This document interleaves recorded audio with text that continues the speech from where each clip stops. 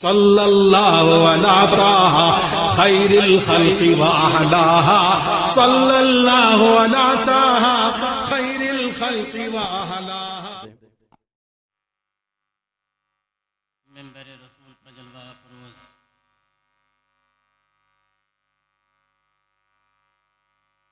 محترم اور مقتدر علماء ملت اسلامیہ عرصے مجیبے میں دور و نزدیک سے تشریف لائے ہوئے سنی مسلمانوں،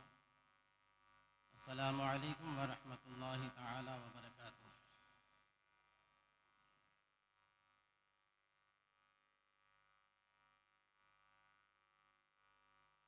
الحمد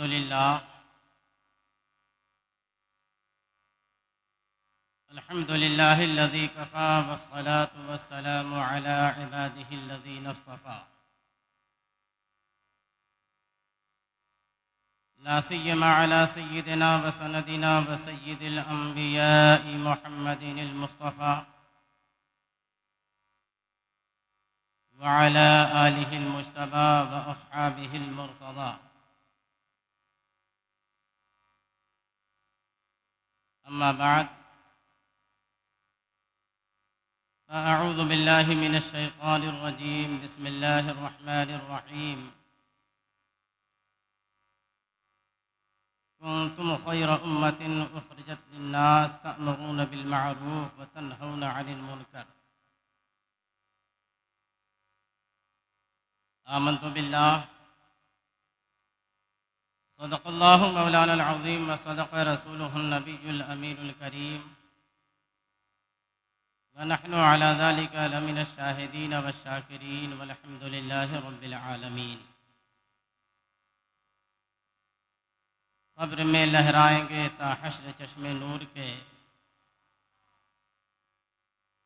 قبر میں لہرائیں گے تا حشر چشم نور کے، جلوہ فرما ہوگی جب طلعت رسول اللہ کی. تجھ سے اور جنت سے کیا مطلب وہاں بھی دور ہو، تجھ سے اور جنت سے کیا مطلب وہاں بھی دور ہو، ہم رسول اللہ کے جنت رسول اللہ کی. اہل سنت کا ہے بیڑا پار اصحاب حضور، اہل سنت کا ہے بیڑا پار اصحاب حضور، نجم ہے اور ناو ہے عطرت رسول اللہ کی.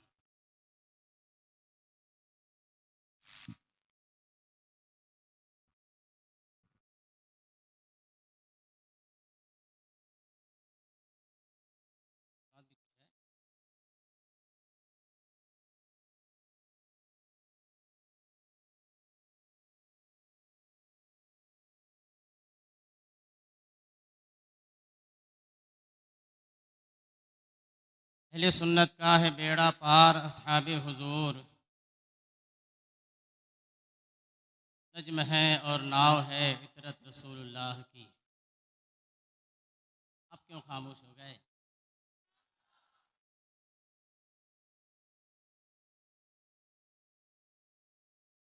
اے رضا خود صاحب قرآن ہے مداح حضور، اے رضا خود صاحب قرآن ہے مداح حضور، اس سے پھر ممکن ہے کب مدحت رسول اللہ کی. عزیزان ملت اسلامیہ، بھی آپ نے مجھ سے پیشتر میرے برادر نسبتی نبیر حضور صدر الشریعہ شہزادہ حضور محدث کبیر حضرت علامہ مفتی ابو یوسف محمد قادری ازہری زیدہ مجدہ کی زبانی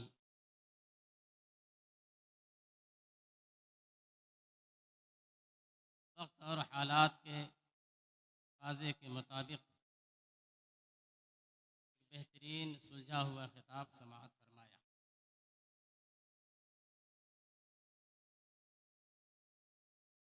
وقت بڑی تیزی کے ساتھ اپنی منزلیں طے کر رہا ہے. آئیے اس وقت کا کا فائدہ اٹھاتے ہوئے ہم اور آپ سب سے پہلے اپنی اور ساری کائنات کے مرکز عقیدت حضور رحمت عالم نور مجسم فخر بنی آدم و آدم جناب احمد مجتبی روحی فداہ محمد مصطفیٰ صلی اللہ تعالی علیہ وسلم کی بارگاہ بے کس پناہ میں درود و سلام کی نظریں پیش کریں۔ پورا مجمع مل کر پڑھے اللہم صلی علی سیدنا و شفیعنا و نبینا و مولانا محمد معدن الجود والکرم منبع العلم والحلم والحکم و آلہ و اصحابہ و بارک وسلم صلاۃ و سلاما دائما علیک یا سیدی یا رسول اللہ صلی اللہ تعالی علیہ وسلم۔ اللہ تبارک و تعالی نے اس کائنات میں سب کو برابر پیدا نہیں فرمایا۔ رب قدیر جل جلالہ و عم نوالہ نے اپنی مخلوق کے اندر اور خصوصاً اشرف المخلوقات کے اندر بہت سے مراتب رکھے، یہاں تک کہ اللہ تبارک و تعالی کی بارگاہ میں سب سے معظم، سب سے محترم اور سب سے زیادہ برگزیدہ جو شخصیتیں ہیں وہ حضرات انبیاء کرام علیہم الصلاۃ والسلام ہیں۔ ہر نبی اللہ تبارک و تعالی کی بارگاہ میں محترم ہے، مگر محترم ہستیوں میں بھی اور ان ذوات مقدسہ میں بھی اللہ تبارک و تعالی نے فضل و کمال کے اعتبار سے مراتب رکھے۔ اس نے قرآن عظیم میں یہ ارشاد فرمایا تلک الرسل فضلنا بعضهم على بعض، یہ رسول ہم نے ان میں بعض کو بعض پر فضیلت دی۔ منہم من کلم اللہ،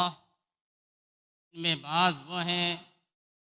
جن کو اللہ تبارک و تعالی نے شرف ہم کلامی عطا فرمایا۔ ورفع بعضهم درجات، اور بعض وہ ہیں انہیں اللہ تبارک و تعالی نے درجوں بلندیاں عطا فرمائی۔ انہیں انبیاء کرام میں ایسی ہستیاں ہیں اور ایسی بھی ذاتیں ہیں، تمام انبیاء کرام میں اللہ تبارک و تعالی نے اولو العزم فرمایا۔ سارے انبیاء کرام کے مراتب اپنی جگہ پہ،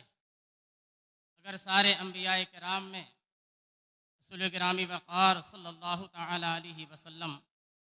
حضرت سیدنا ابراہیم خلیل اللہ علی نبینا علیہ الصلاۃ والتسلیم، حضرت سیدنا موسیٰ کلیم اللہ علی نبینا علیہ الصلاۃ والتسلیم، حضرت سیدنا نوح علی نبینا علیہ الصلاۃ والتسلیم، اور حضرت سیدنا عیسیٰ روح اللہ علی نبینا علیہ الصلاۃ والتسلیم، یہ 5 انبیاء کرام وہ ہیں جنہیں اولو العزم کہا جاتا ہے، اور سارے انبیاء کرام میں اللہ تبارک و تعالی نے سب سے اونچا مقام انہی انبیاء کرام کو عطا فرمایا۔ جب اللہ تبارک و تعالی نے اپنے ان محبوب بندوں کے درمیان فرق مراتب رکھے، اور پھر اس کے بعد ان تمام انبیاء کرام میں ہمارے آقا و مولا جناب محمد رسول اللہ صلی اللہ تعالی علیہ وسلم کے مقام و مرتبہ کو کون جان سکتا ہے؟ آپ کا تو عالم یہ ہے کہ حسن یوسف، دم عیسیٰ، ید بیضا داری، آنچ خوباں ہما دارن تو تنہا داری، رسول گرامی وقار صلی اللہ تعالی علیہ وسلم کو اللہ تبارک و تعالی نے وہ مقام عطا فرمایا کہ میرا امام اپنا خراج عقیدت پیش کر رہا ہے۔ سب سے اولا و اعلیٰ ہمارا نبی، سب سے بالا و بالا ہمارا نبی، خلق سے اولیاء، اولیاء سے رسول، اور رسولوں میں اعلیٰ ہمارا نبی۔ میرے آقا سرور کائنات صلی اللہ تعالی علیہ وسلم کو اللہ تبارک و تعالی نے ہر اعتبار سے کمال عطا فرمایا، ہر طرح سے کمال عطا فرمایا، خوبیوں کے اعتبار سے، علم کے اعتبار سے، فضیلت کے اعتبار سے، اور جتنے بھی کمالات انسان کے اندر ہوتے ہیں اللہ تبارک و تعالیٰ نے ان تمام کمالات کے اعتبار سے رسول مکرم صلی اللہ تعالیٰ علیہ وسلم کو ہر اعتبار سے سب سے زیادہ باکمال بنایا۔ اسی لیے تو حضرت سیدنا جبریل امین علیہ الصلوۃ والتسلیم آپ کی بارگاہ میں آنے کے بعد یہ عرض کرتے ہیں، یا رسول اللہ، میں نے زمین و آسمان کو کھنگال کھنگال کر کے دیکھ لیا ہے، الٹ پلٹ کر کے دیکھ لیا ہے، مگر یا رسول اللہ آپ کے جیسا کسی کو نہیں پایا میں نے۔ یہی بولے سدرہ والے، چمنے جہاں کے تھالے سبھی میں نے چھان ڈالے، تیرے پائے کا نہ پایا، تجھے یک نے یک بنایا، تجھے یک نے یک بنایا۔ یہ میرے آقا سرور کائنات صلی اللہ تعالی علیہ وسلم کا کمال اور میرے آقا صلی اللہ علیہ وسلم کا یہ مرتبہ ہے، اور نبی کائنات صلی اللہ تعالی علیہ وسلم کا یہ صدقہ ہے کہ جس طریقے سے اللہ تبارک و تعالی نے سارے انبیاء و مرسلین میں سب سے اونچا مقام اور سب سے افضل مقام رسول کائنات صلی اللہ علیہ وسلم کو عطا فرمایا، اسی طریقے سے اللہ تبارک و تعالی نے سب سے اونچی امت محمدیہ کو بنایا، سب سے بہتر امت محمدیہ کو بنایا، سب سے اعلیٰ اور افضل ترین امت جو امت محمدیہ آخری امت ہے رسول گرامی وقار صلی اللہ علیہ وسلم کی امت ہے۔ یہاں تک کہ آپ اگر عقائد کی کتاب وہی پڑھیں گے تو حضور سیدنا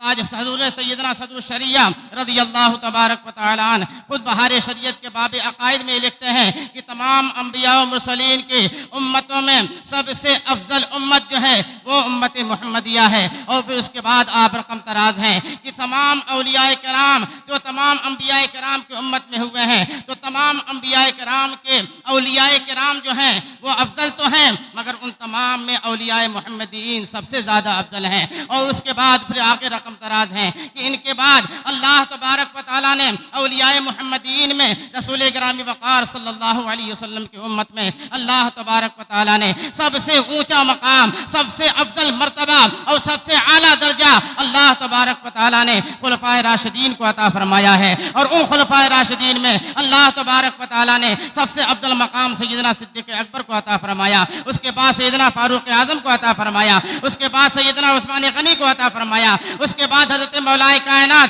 علی مرتضیٰ رضی اللہ تعالیٰ عنہ کو عطا فرمایا۔ میں عرض یہ کرنا چاہ رہا ہوں کہ اللہ تبارک و تعالیٰ نے ان محبوبان بارگاہ کو جو فضیلتیں عطا فرمائی ہیں وہ نبی کی نسبت کی بنیاد پر عطا فرمائی ہیں، نبی کی امت میں ہونے کی بنیاد پر عطا فرمائی، یہاں تک کہ قرآن عظیم میں اللہ تبارک و تعالیٰ نے یہ ارشاد فرمایا، کنتم خیر امت اخرجت للناس تأمرون بالمعروف وتنہون عن المنکر، تم سب سے بہتر ہو، تم بہتر ہو ان تمام امتوں میں جو ظاہر کی گئی ہیں، جتنی امتیں ظاہر کی گئی ہیں، اے امت محمدیہ صلی اللہ علیہ وسلم آپ ان تمام میں بہتر ہو۔ اب بہتری کی وجہ کیا ہے؟ آپ بہتر بنائے گئے ہو، آپ کے اندر خوبی کیا ہے، آپ کے اندر کمال کون سا ہے، آپ کے اندر وہ کون سی ایسی وجہ ہے، کیا ریزن ہے جس کی بنیاد پر قرآن آپ کے بہتر ہونے کا اعلان کر رہا ہے، جس کی بنیاد پر قرآن آپ کے افضل ہونے کا اعلان کر رہا ہے، جس کی بنیاد پر قرآن آپ کے افضل و اعلیٰ ہونے کا اعلان کر رہا ہے؟ تو قرآن خود آگے ارشاد فرماتا ہے اس کی وجہ یہ ہے کہ تأمرون بالمعروف وتنہون عن المنکر، تمہارا معاملہ یہ ہے کہ تم لوگوں کو اچھائیوں کی طرف بلاتے ہو اور برائیوں سے لوگوں کو روکتے ہو، یہ تمہارے اچھے اور بہتر ہونے کی سب سے بہتر وجہ ہے۔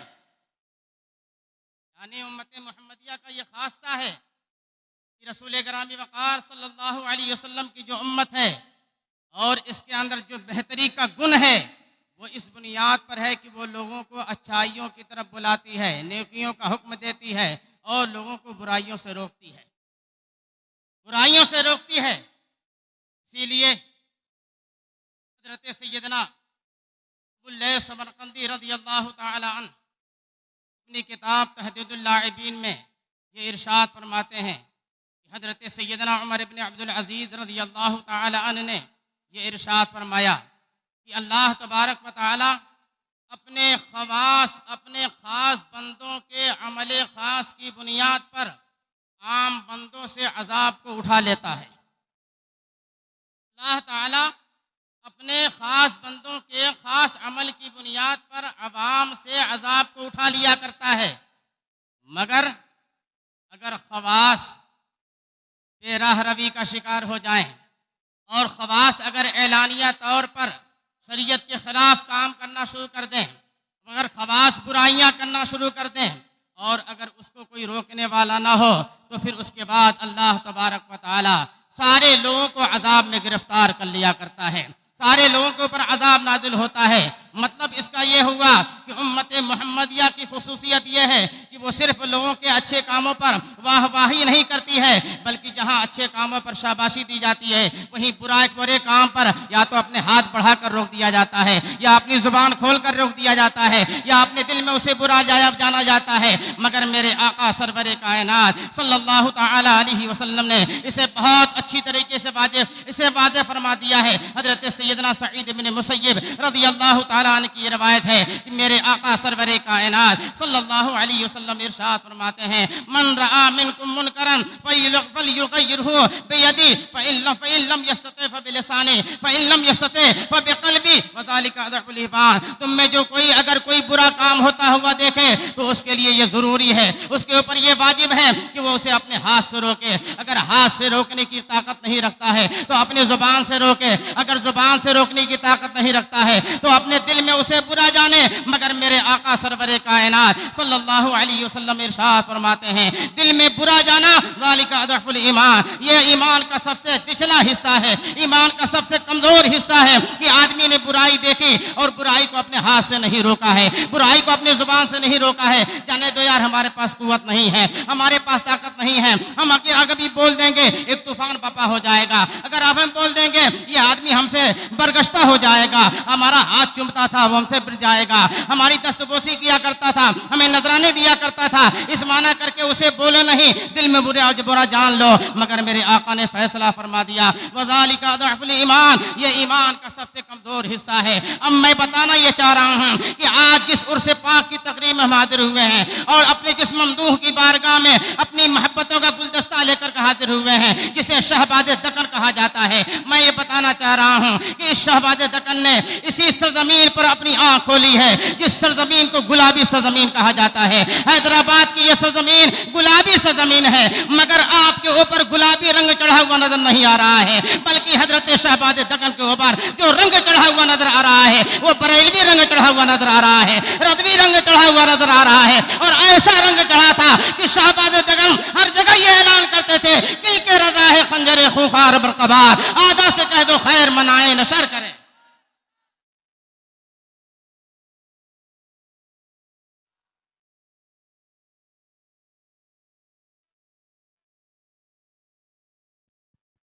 سبحان اللہ، نعرہ تکبیر،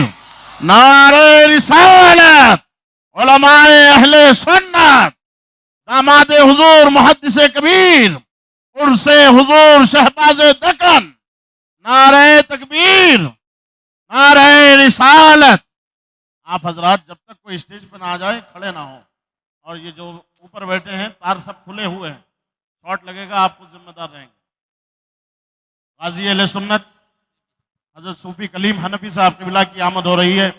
اور ساتھ ہی ساتھ جانشین حضور شہباز دکن کی بھی آمد ہے۔ نعرہ لگائیں، نعرہ تکبیر، نعرہ رسالت، علماء اہل سنت، عرس حضور شہباز دکن، غازی اہل سنت، شہزادہ حضور شہباز دکن، نعرہ تکبیر، نعرہ رسالت۔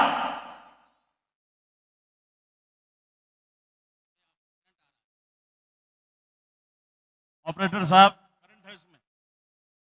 والے میں کرنٹ آ رہا ہے، اس کو دور کر دیجیے، اور اس کو جو دوسرا والا ہے اس کو دے دیجیے۔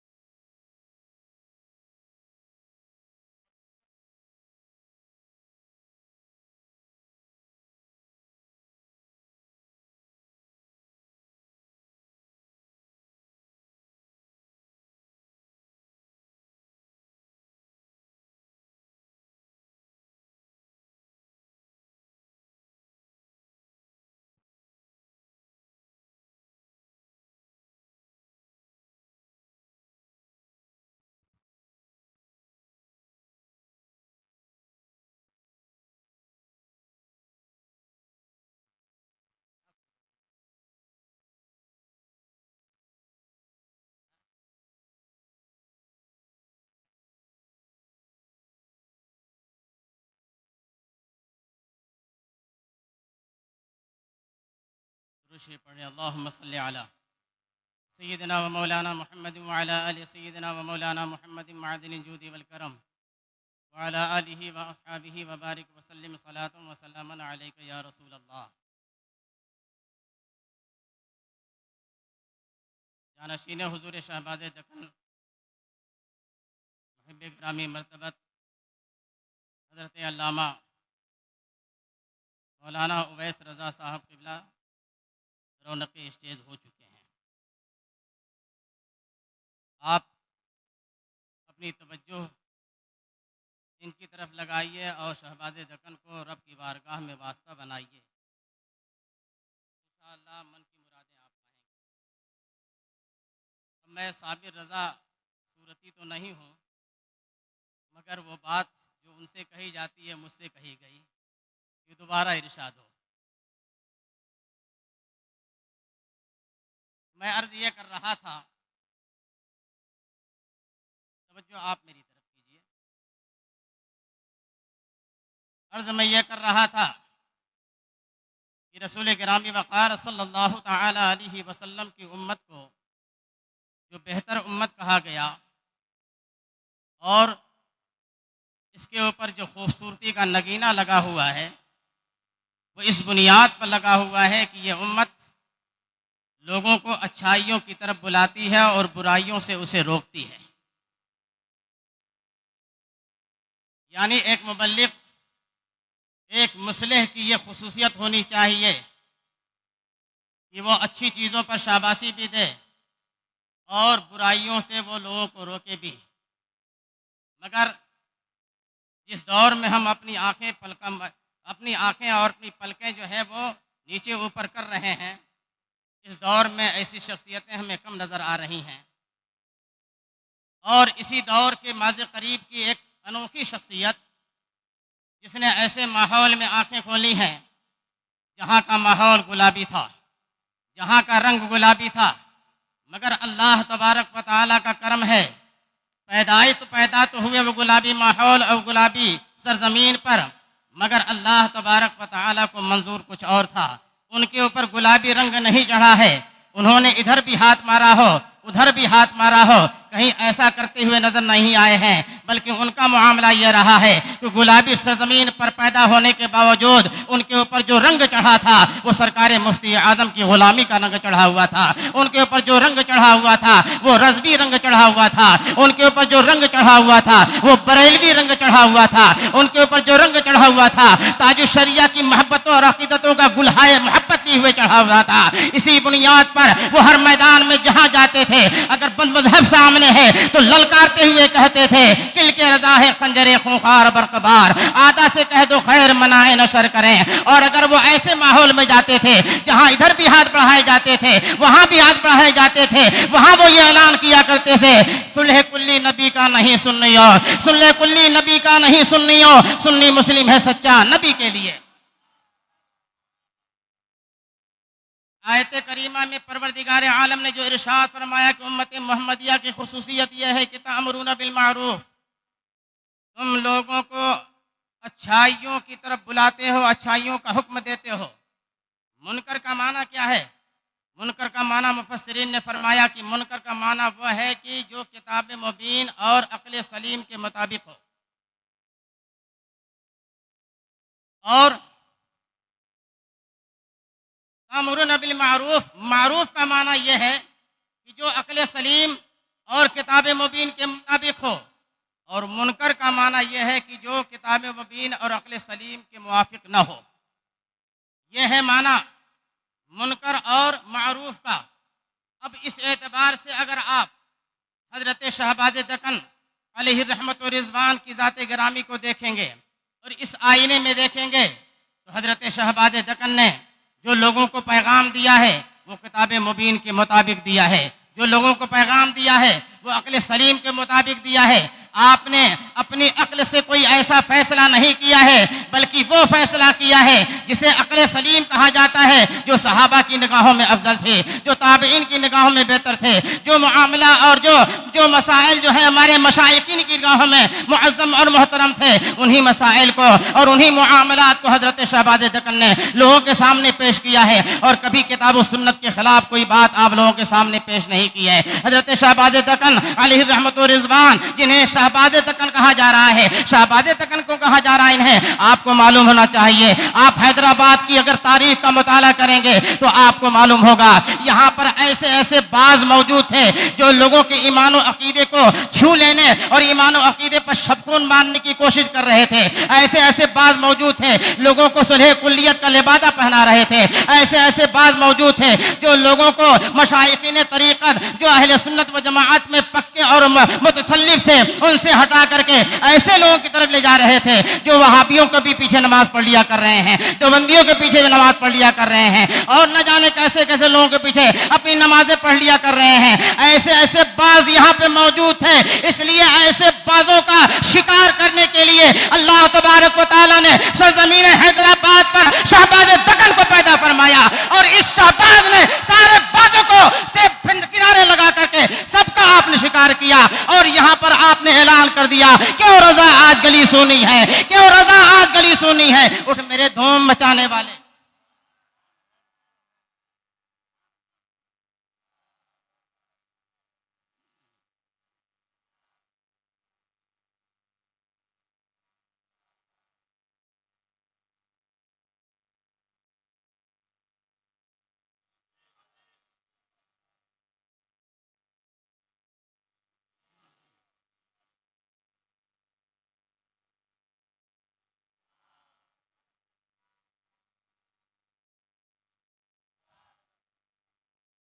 ان کی یہی تو خوبی تھی،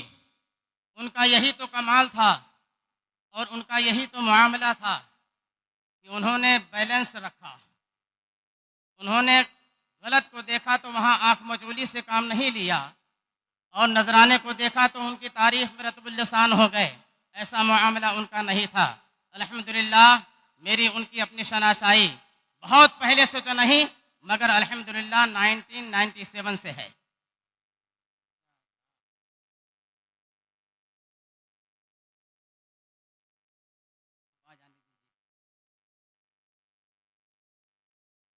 خدا کے واسطے یہ نعرہ مت لگاؤ، خدا کے واسطے یہ نعرہ مت لگاؤ۔ یہ نعرہ اپنے معنی اور مفہوم کے اعتبار سے بہت اچھا ہے، بہت شاندار ہے۔ یار یہ دیکھو اب اس سے بڑھ کر آ گئی ہے۔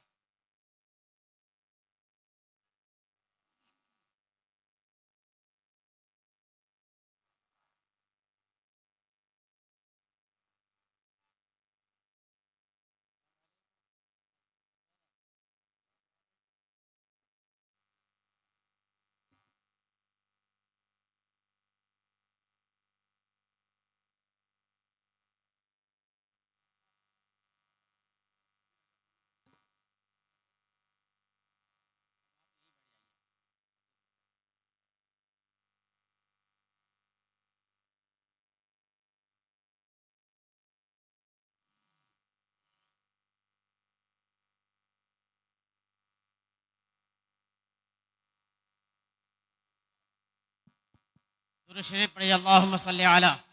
سیدنا و مولانا محمد وعلی آل سیدنا و مولانا محمد معدن الجود والکرم منبع العلم والحلم والحکم وآلہ واصحابہ وبارک وسلم صلاة و سلاما دائما علیک یا سیدی یا رسول اللہ صلی اللہ تعالی علیہ وسلم۔ سن 1997 میں حیدرآباد کی سرزمین پر ایک دکان کے افتتاح کے سلسلے میں بمبئی سے حیدرآباد آنا ہوا۔ اتفاق سے جس محب نے دکان کی شروعات کرنا چاہی تھی وہ جمعہ کا دن وہ ان کی خواہش تھی، اس لیے اماموں کے لیے جمعہ چھوڑ کر کے کہیں جانا یہ ایک بڑا مشکل امر ہوتا ہے، مگر اب آپ کی خواہش کا احترام یہ بھی الگ ایک مسئلہ ہے۔ بہرحال میں یہاں آیا، جمعرات کو یہاں پہ پہنچا۔ اس وقت سکندرآباد کا پرانا ایئرپورٹ تھا اور اسی کے پاس ایئرپورٹ ان ہوٹل میں میرا قیام تھا۔ دوسرے دن جمعہ کی نماز کی ادائیگی کے لیے مجھے حیدرآباد کی اس مسجد میں جانا تھا جہاں امام بھی سنی صحیح عقیدہ ہو اور ساتھ ہی ساتھ مائک پر نماز نہ ہوتی ہو، اس لیے کہ الحمدللہ نہ ہم مائک پر پڑھتے ہیں اور نہ پڑھاتے ہیں، اس لیے ایسی مسجد کی تلاش تھی۔ مگر میں حیدرآباد کی مساجد اور حیدرآباد کے ائمہ کرام سے نابلد تھا، ناواقف تھا، مگر اللہ تبارک و تعالی انتظام فرما دیتا ہے جب آدمی کے دل میں سچی لگن ہوا کرتی ہے۔ اتفاق ایسا ہوا کہ جس ہوٹل میں میرا قیام تھا اس ہوٹل کے ریسیپشن پر میں آیا اور وہاں پر ایک ابراہیم نامی شخص تھے۔ میں نے ان سے پوچھا کہ آپ کیا مجھے یہ بتا سکتے ہیں کہ یہاں پر ایسی سنی مسجد ہو جہاں امام بھی سنی صحیح عقیدہ ہو، نماز جو ہے وہ مائک پر نہ پڑھاتا ہو، اس لیے کہ جب وہ نماز مائک پر نہیں پڑھا رہا ہوگا تو ظاہر ہے کہ مسلک اعلیٰ حضرت کا وہ پابند ہوگا۔ اس لیے اب یہ پوچھنے کی ضرورت نہیں تھی، میرا اتنا پوچھنا کافی تھا کہ وہ مائک پر نماز نہ پڑھاتا ہو۔ اتنا سننے کے بعد وہ اچھل پڑے اور انہوں نے کہا الحمدللہ وہ میرے پیر و مرشد ہیں حضرت علامہ مفتی مجیب علی صاحب رضوی، وہ مائک پر نماز نہیں پڑھاتے ہیں، میں آپ کو لے کے چلوں گا اس مسجد میں۔ انہوں نے مجھے اپنے ہوٹل سے اٹھایا اور اس مسجد میں لے کر کے آئے جہاں حضرت شہباز دکن نماز جمعہ کی امامت فرمایا کرتے تھے۔ میں وقت سے پہلے پہنچا، حضرت کے خطاب کو میں نے سنا اور خطاب سننے کے بعد آپ کا خطبہ جو آپ نے بڑے والہانہ انداز میں، قرأت بڑی شاندار، لہجہ بڑا نرالا تھا، وہ سب میں نے سنا اور نماز جمعہ کی ادائیگی کے بعد ملاقات کا شرف بھی حاصل کیا۔ مگر جو خطاب میں نے سنا تھا اس خطاب سے یہ سمجھ میں آ گیا کہ الحمدللہ رب العالمین، اللہ تبارک و تعالیٰ نے روئے زمین کا کوئی حصہ ایسا نہیں ہے جہاں پر اپنے سچے مبلغین کو اسلام کی تبلیغ و حفاظت اور اشاعت کے لیے قائم نہ رکھا ہو۔ یہاں پر حضرت شہباز دکن ہیں جو مسلک اعلیٰ حضرت کی ترویج و اشاعت کے لیے آپ تگودو کر رہے ہیں۔ اس وقت نہ یہ مسجد تھی، نہ مسجد رضا تھا، نہ دارالعلوم فیض رضا تھا، نہ یہ لڑکیوں کا مدرسہ تھا، کچھ بھی نہیں تھا، مگر تنہا اللہ کی رحمت پر بھروسہ کر کے اکابرین امت اور خصوصاً مسلک اعلیٰ حضرت کی ترویج و اشاعت کے لیے اعلیٰ حضرت کے مدد پر محنت کرتے ہوئے، بھروسہ کرتے ہوئے حضرت شہباز دکن لوگوں خدمت دین میں لگے رہے اور اس بات کی کوشش کرتے رہے کہ یہاں پر جو ہے مرکز اہل سنت قائم ہو جائے، یہاں پر ایک ادارہ قائم ہو جائے۔ اور دیکھتے دیکھتے وہ دن بھی دور نہیں رہا، دیکھتے دیکھتے وہ دن آ گیا کہ آپ نے سب سے پہلے مسجد رضا کو قائم فرمایا، پھر اس کے بعد آپ نے دارالعلوم فیض رضا قائم فرمایا، پھر اس کے بعد آپ نے سرکار مفتی اعظم رضی اللہ تعالیٰ عنہ کی اہلیہ محترمہ کے نام سے آپ نے خواتین کے لیے ایک شاندار آماج گاہ اور تعلیم گاہ کا انتظام فرمایا۔ یہ سب کچھ حضرت شہباز دکن نے کیا، مگر اس کے ساتھ ساتھ شہباز دکن جاتے جاتے اپنا ایک ایسا نونہال ہم کو دے گئے کہ اس رنگین ماحول میں یہ نونہال آواز یہی لگا رہا ہے، نوابوں کے شہر میں رہ کر کے اس کی آواز یہی ہے، کرمت ہے اہلت واللذا، پڑے اس بلا میں میری بلا، میں گدا ہوں اپنے کریم کا، میرا دین پا رہنا نہیں۔ نعرہ تکبیر، نعرہ رسالت، مسلک اعلیٰ حضرت حضور مفتی اعظم عالم اسلام عرس مجیبی، عرس شہباز دکن، شہزادہ شہباز دکن۔ یہ حضرت شہباز دکن کی خدمات جلیلہ اور آپ کے خلوص للہیت کا نتیجہ ہے کہ بہت سی قلیل مدت میں اور بہت مختصر سے مدت میں مرکز اہل سنت میں یہ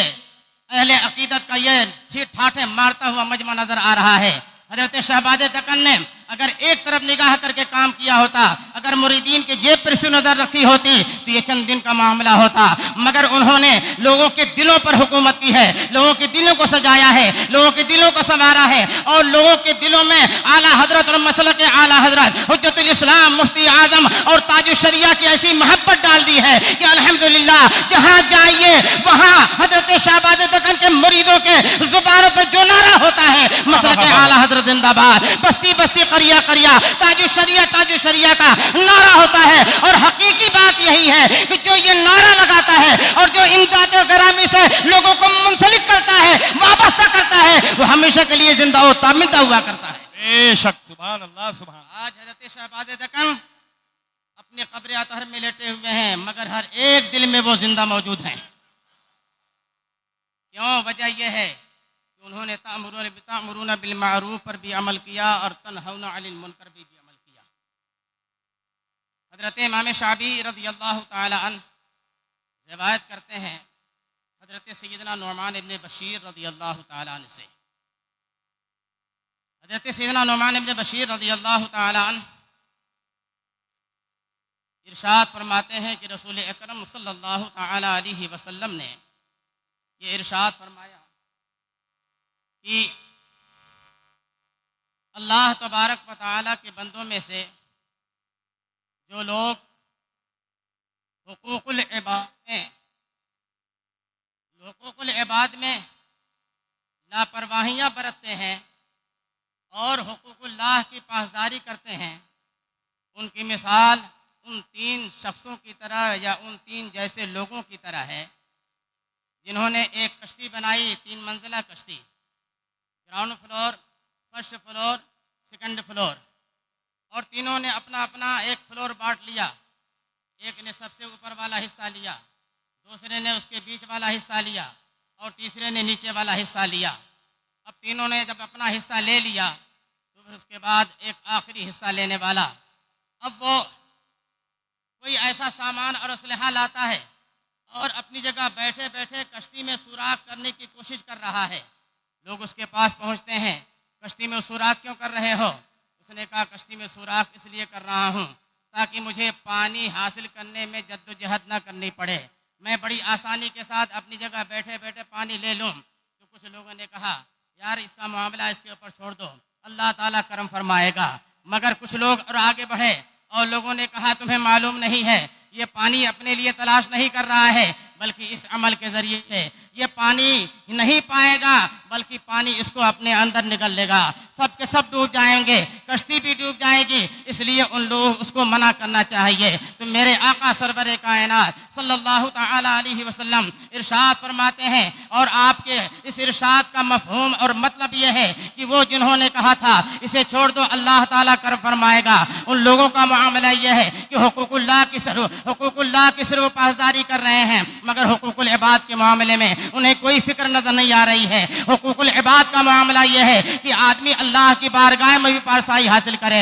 اور لوگوں کو رنج و آلام سے بچائے، لوگوں کو مصیبتوں سے بچائے، لوگوں کو دکھ اور مصیبتوں سے بچائے، لوگوں کی مصیبتوں میں سہارا بن کر کے کام آئے، یہ ہوتا ہے حقوق العباد۔ ایسے لوگوں نے جنہوں نے اس کشتی کو توڑنے سے منع کیا ہے ان کا معاملہ یہ ہے کہ انہوں نے حقوق العباد کی بھی پاسداری کی ہے۔ الحمدللہ رب العالمین۔ حضرت شہباز دکن کا معاملہ یہ تھا کہ حقوق اللہ کی بھی پاسداری کیا کرتے تھے اور حقوق العباد کی بھی پاسداری کیا کرتے تھے، اور یہی وجہ ہے کہ آج ان کی پاسداری کی بنیاد پر الحمدللہ جہاں بھی وہ تشریف لے گئے انہوں نے کہیں بھی مداہنت والی کوئی گفتگو نہیں کی ہے، انہوں نے مداہنت والا کوئی کام نہیں کیا ہے، اور الحمدللہ جب تک وہ حیات ظاہری میں رہے تب تک انہوں نے کبھی ایسے مداہن شخص سے ملاقات بھی نہیں کی ہے۔ ان کی جو ملاقات تھی یا تو حضور تاج الشریعہ سے تھی، یا تو حضور محدث کبیر سے تھی، یا تو گلزار ملت سے تھی، یا حضور قائد ملت سے تھی۔ ان کی جو ملاقاتیں رہی ہیں ان لوگوں سے رہی ہیں جن کا ہمیشہ کا یہ نعرہ رہا ہے، یہ ہمیشہ کا یہ نعرہ رہا ہے کہ اے رضا خود صاحب قرآن ہے مداح حضور، اے رضا خود صاحب قرآن ہے مداح حضور۔ اس سے پھر ممکن ہے پھر مدحت رسول اللہ کی۔ تو حضور شہباز دکن کا معاملہ ایسا ہی رہا، اور یہی وجہ ہے کہ آج حیدرآباد کی سرزمین پر جو مختلف مساجد نظر آ رہی ہیں، اور اس کے بعد جو اب جو ہے جگہ جگہ مدارس قائم ہو رہے ہیں، کہیں جو ہے تاج الشریعہ فاؤنڈیشن قائم ہو رہا ہے، کہیں دوسری مسجدیں قائم ہو رہی ہیں۔ اگر شہباز دکن نے یہ کام نہ کیا ہوتا تو لوگوں کو یہ حوصلہ نہ ملتا۔ حضرت شہباز دکن کا یہ کام ان کے لیے ایسا صدقہ جاریہ بنے گا، ایسا صدقہ جاریہ بنے گا کہ صرف ایک مرکز اہل سنت نہیں، اس مرکز اہل سنت کے نہ جانے حیدرآباد میں کتنی شاخیں ہوں گی اور ہر جگہ سے یہ آواز بلند ہوگی وادی رضا کی کوہ ہے مالا رضا کا ہے. یہ سمت دیکھیے وہ علاقہ رضا کا ہے. اگلوں نے تو لکھا ہے بہت علم دین پر جو کچھ ہے اس صدی میں وہ تنہا رضا کا ہے. حضرت شہباز دگن کی روحانیت زندہ باد. مسلک اعلی حضرت پائندہ باد. سبحان اللہ سبحان اللہ.